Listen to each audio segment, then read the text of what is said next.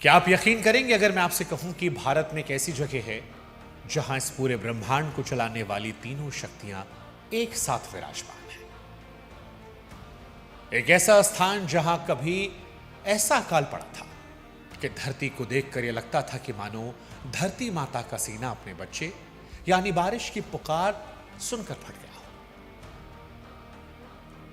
आज कहानी एक ऐसे मंदिर की जो बाहर से दिखने में एक आम शिव मंदिर जैसा लगता है, लेकिन जैसे ही आप इसके इतिहास में उतरते हैं, इसके रहस्यों में कदम रखते हैं, आपको यह एहसास होता है कि यह सिर्फ एक मंदिर नहीं है, बल्कि रहस्यों, शक्तियों और चेतावनियों का संगम है।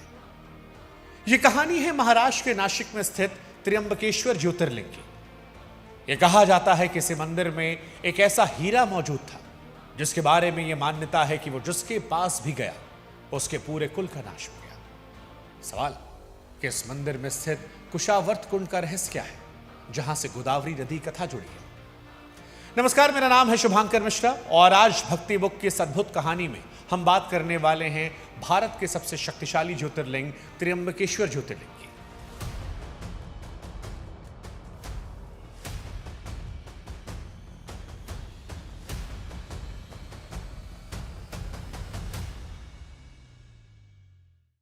दिल्ली से लगभग 1200 किलोमीटर दूर मौजूद है महाराष्ट्र का नासिक जिला और यहीं पर ब्रह्मगिरी पर्वत की गोद में स्थित है त्र्यंबकेश्वर महादेव मंदिर। ये वो स्थान है जहां पर भगवान शिव के साथ ब्रह्मा और विष्णु के भी दर्शन होते हैं। अन्य 11 ज्योतिर्लिंगों में केवल भगवान शिव का वास माना जाता है, लेकिन यहाँ की विशेषता यह है कि लिंग के भीतर 3 छोटे छोटे लिंग हैं जो ब्रह्मा, विष्णु और महेश के प्रतीक माने जाते हैं। यही कारण है कि इसे त्र्यंबकेश्वर कहा जाता है। इस मंदिर की बात की जाए तो यह काले पत्थरों से बना है। इसकी वास्तुकला इतनी भव्य है कि यह किसी को भी मंत्रमुग्ध कर सकती है। आज जिस मंदिर का स्वरूप हम देखते हैं वो पेशवा नाना साहब ने 18वीं शताब्दी में बनवाया था। ऐतिहासिक दस्तावेजों के अनुसार इस भव्य मंदिर को तैयार करने में उस वक्त करीबन 16 लाख रुपए का खर्च आया था, जो उस कालखंड के हिसाब से एक विशाल राशि थी। अगर इतिहास में जाएं तो आज से हजारों साल पहले कहा जाता है कि यह भूमि ऋषि मुनियों की तपोभूमि हुआ करती थी। यहीं पर ऋषि गौतम अपनी पत्नी अहिल्या के साथ रहते थे। गौतम ऋषि कोई राजसी जीवन नहीं जीते, बल्कि एक साधारण जीवन को जी रहे थे। ईश्वर की पूजा करना, लोगों की सेवा करना उनकी दिनचर्या थी। लेकिन फिर एक बार इस क्षेत्र में अकाल पड़ गया, धरती फटने लगी, नदियां सिमट गईं और लोगों के सामने पानी की बड़ी समस्या खड़ी हो गई। तब ऋषि गौतम ने संकट को दूर करने के लिए इंद्रदेव की कठोर तपस्या की। इंद्रदेव तपस्या से प्रसन्न होकर उन्हें वरदान के रूप में एक अक्षय जल स्रोत देते हैं जो कभी सूखता नहीं था। ऋषि गौतम ने इस जल स्रोत की सहायता से हजारों लोगों की प्यास बुझाई और अकाल की मार को मार दिया। ये कहते हैं कि हर रोशनी के साथ कुछ साए भी आते हैं। ऋषि गौतम की बढ़ती प्रसिद्धि को देखकर कुछ ऋषियों को ईर्ष्या होने लगी। उन्होंने गौतम ऋषि को फंसाने के लिए चाल चली और एक बीमार अधमरी गाय को ऋषि गौतम के खेत में छोड़ दिया। जैसे ही ऋषि गौतम ने उस गाय को खेत से हटाने की कोशिश की, वो मर गई। इस घटना के बाद ऋषि गौतम पर गौहत्या का झूठा आरोप लगा दिया गया। जिन्होंने जीवन भर सत्य और सेवा का मार्ग चुना था, आज वही लोग समाज की नजरों में अपराधी बना दिए गए। इस कलंक को दूर करने के लिए और आत्मशुद्धि के लिए ऋषि गौतम भगवान शिव की कठोर तपस्या करने में चले गए। अंततः भगवान शिव उनकी तपस्या से खुश हुए और दर्शन देकर कहा कि ऋषि गौतम, आप निर्दोष हैं और यह सब कुछ एक षड्यंत्र था। जब भगवान शिव ने ऋषि गौतम से वरदान मांगने को कहा, तब ऋषि गौतम ने कहा कि हे प्रभु, इस धरती पर भयानक अकाल है, कृपया गंगा जी को इस भूमि पर ले आए। भगवान शिव के आदेश पर गंगा नदी वहीं प्रकट होने को तैयार हुई, लेकिन गंगा जी ने एक शर्त रखी। गंगा, जो उस वक्त गोदावरी के रूप में आई थी, उन्होंने कहा कि वो भगवान शिव के बगैर वहां नहीं रहेंगी। इसके बाद गोदावरी के साथ साथ स्वयं महादेव को भी वहां ज्योतिर्लिंग के रूप में निवास करना पड़ा। तभी से वो जगह त्र्यंबकेश्वर महादेव के नाम से प्रसिद्ध हो गई। गोदावरी नदी को दक्षिण की गंगा भी कहा जाता है।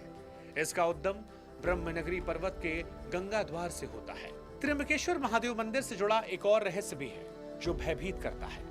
ये कहा जाता है कि एक समय यहाँ नासक नाम का एक हीरा हुआ करता था। ऐसी मान्यता है कि यह हीरा भारत के प्रसिद्ध गोलकुंडा के खदानों से निकला था, वही खदान जहां से दुनिया की मशहूर कोहिनूर हीरा भी प्राप्त हुआ। ये कहा जाता है कि नासक हीरा अपने कच्चे रूप में लगभग 90 कैरेट का था, लेकिन जब इसे तराशा गया तब ये घटकर 43 कैरेट का रह गया। एंग्लो मराठा युद्ध के बाद ये हीरा अंग्रेजों के हाथ लगा और फिर ड्यूक ऑफ वेस्टमिंस्टर के पास पहुंचा। मान्यताओं के अनुसार जब ये हीरा उनके पास था तो उनके जीवन में एक के बाद एक दुख आते गए। हालांकि इतिहासकार और विशेषज्ञ इस हीरे के अभिशप्त होने के दावों को लेकर एक मत नहीं है। कुछ इसे संयोग मानते हैं तो कुछ इसे मंदिर से लूटी गई संपत्ति का दैवीय प्रकोप। आज ये हीरा कहाँ है इसके बारे में कोई पुख्ता जानकारी नहीं, पर इसके श्राप की कहानियां आज भी लोगों को हैरान करती हैं। मंदिर परिसर से कुछ ही दूरी पर स्थित है कुशावर्त कुंड। पौराणिक मान्यताओं के अनुसार प्रारंभ में गोदावरी नदी स्थिर नहीं थी।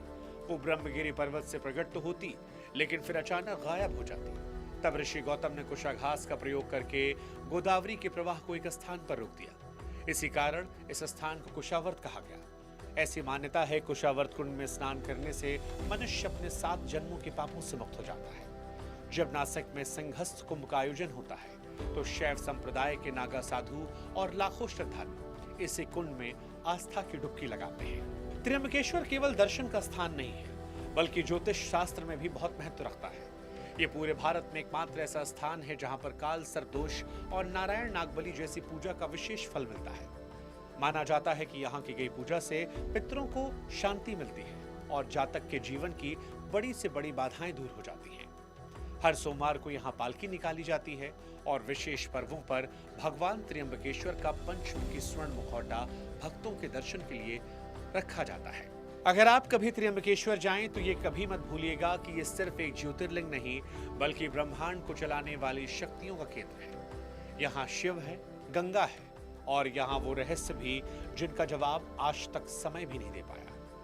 यहाँ की हवाओं में आज भी ऋषि गौतम की तपस्या और महादेव की करुणा महसूस की जा सकती है। यही है भारत के सबसे शक्तिशाली ज्योतिर्लिंग त्र्यंबकेश्वर की कहानी, जो हमें विश्वास दिलाती है कि सत्य को परेशान किया जा सकता है पर पराजित नहीं। अगर ये कहानी अच्छी लगी हो तो फिर इसे अपनों के साथ साझा कीजिएगा। वो कौन सा ज्योतिर्लिंग है जहां पर आप अब तक नहीं गए हैं, उसे कमेंट सेक्शन में लिखिएगा।